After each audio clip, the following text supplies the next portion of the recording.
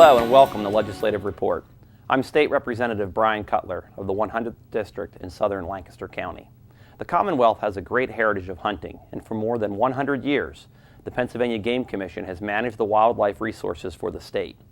An important part of their mission is to educate and train sportsmen and women on safe practices before they ever step into the woods. I'd like to welcome Mr. Keith Snyder to the program. Mr. Snyder is the Chief of Hunter-Trapper Education for the Pennsylvania Game Commission, and he's here to talk about hunter safety courses. Welcome to the program, Mr. Snyder. Thank you for the invitation, Brian. I'm glad to be here.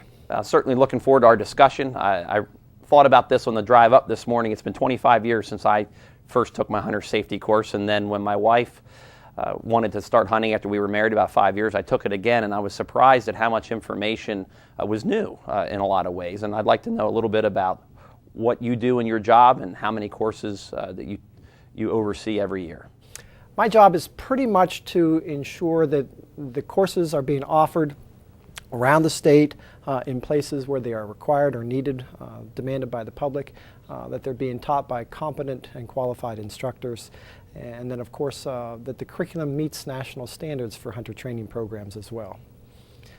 In regards to the course programs, I know when I took it at one of the local sportsmen's clubs. I would imagine that volunteers in locations such as that are an integral part of the program. Pretty typical setting. A lot of our classes are held there in a sportsman's club kind of facility, although they're held just about anywhere. We have them in public schools, we have them in municipal buildings, fire halls, churches,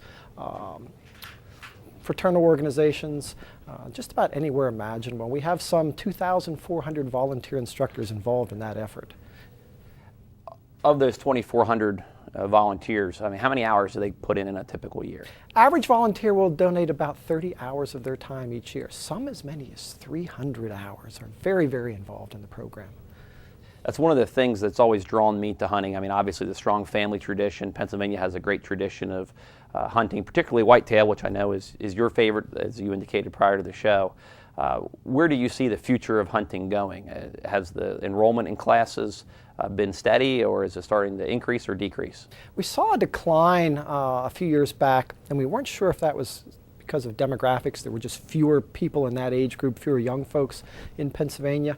But recently, and most recently last year, we saw a surge again of several thousand. We're now pushing 36,000 students as of last year's training program. That puts us back up again to where we were, some 10, 15 years ago in programming level, which is very gratifying to see.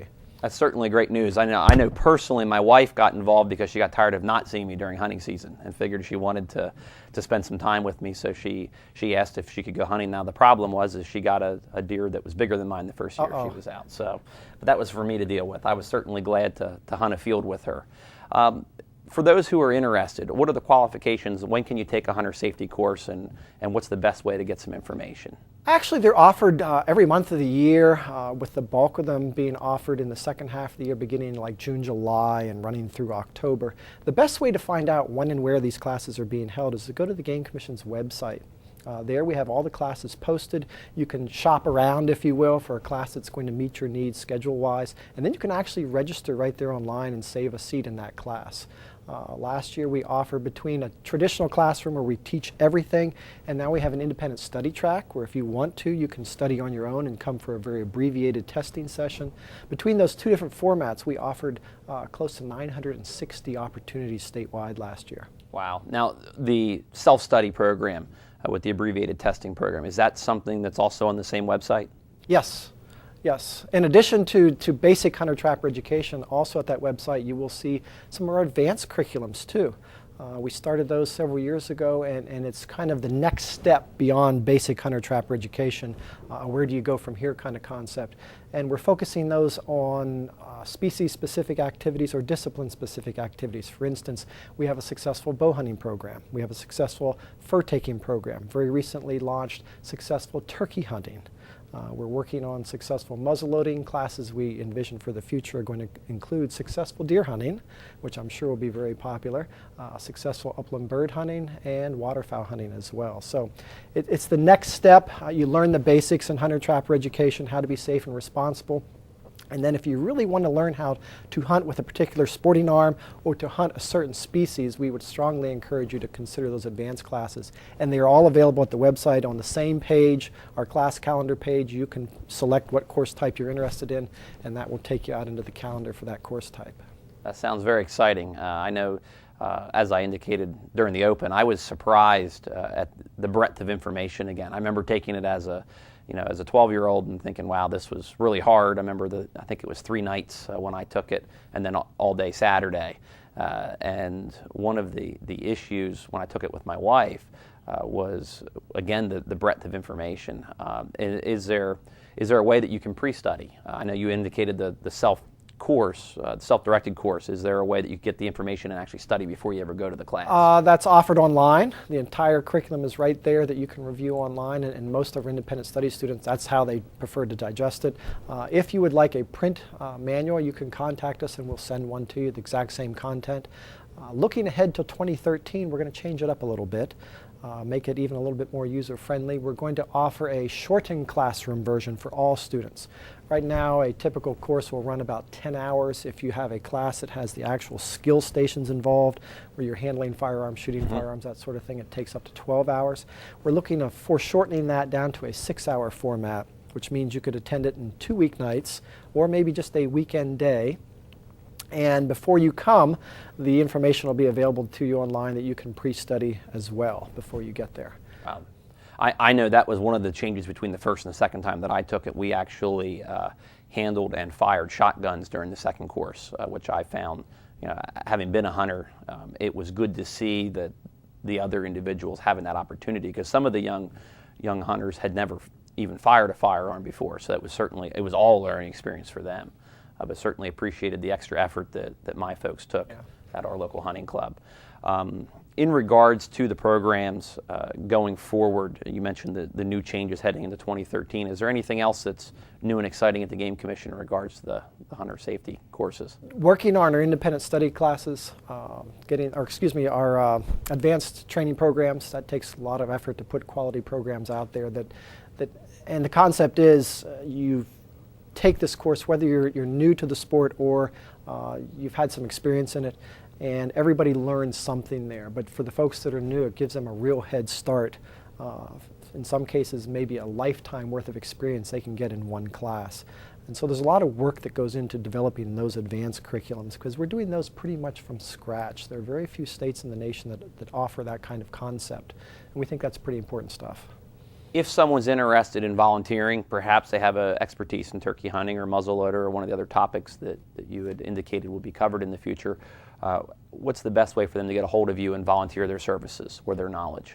They can give us a call. Again, the website's a great place. They can actually review the requirements to become an instructor and request an application packet. It's a pretty rigorous kind of program that you'd ask of volunteers. They have to undergo a pretty extensive background investigation. There's some training involved that they need to complete as well before we actually put them out there to teach. We want to make sure that they are as well-rounded as possible. And there's some actual testing that they need to pass as well as part of that training effort. So. Okay. Well, I certainly hope that you continue to have a good flow of volunteers going forward, because, as I mentioned previously, I recognize the importance of that for all of these endeavors, and I think it's important for our hunting heritage.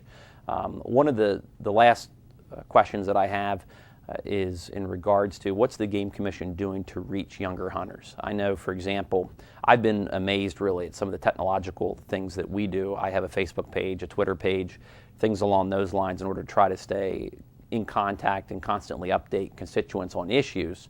And what's the Game Commission doing in that realm in regards to reaching some of the younger hunters? We have an outreach coordinator, and that is her focus on recruitment, retention, and reactivation of hunters that have lapsed in the past. And when you speak of recruiting new hunters, particularly younger folks, she's very active. Again, you mentioned Facebook and Twitter. She has those tools at her disposal.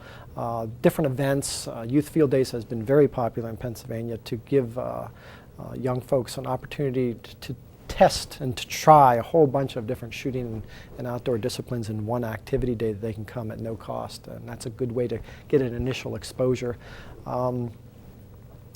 She's involved with some gender-specific programs as well too. Women in the Outdoors. We have partnered with the National Wild Turkey Federation, and they have a Jakes program as well that targets younger participants.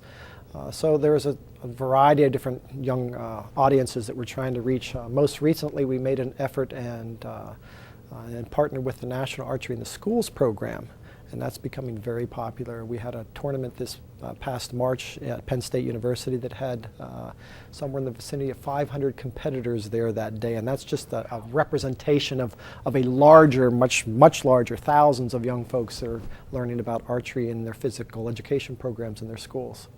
So that's a game commission program as well. It's all very exciting. I guess one other question I'd have is, are you finding that young hunters are coming from families that hunt, or are there actually new entrants coming in to hunting that are in some ways getting their parents interested in hunting? Both. Okay. Both. There's still a very strong flow coming out of hunting families because it's a tradition that's passed down from parents to children.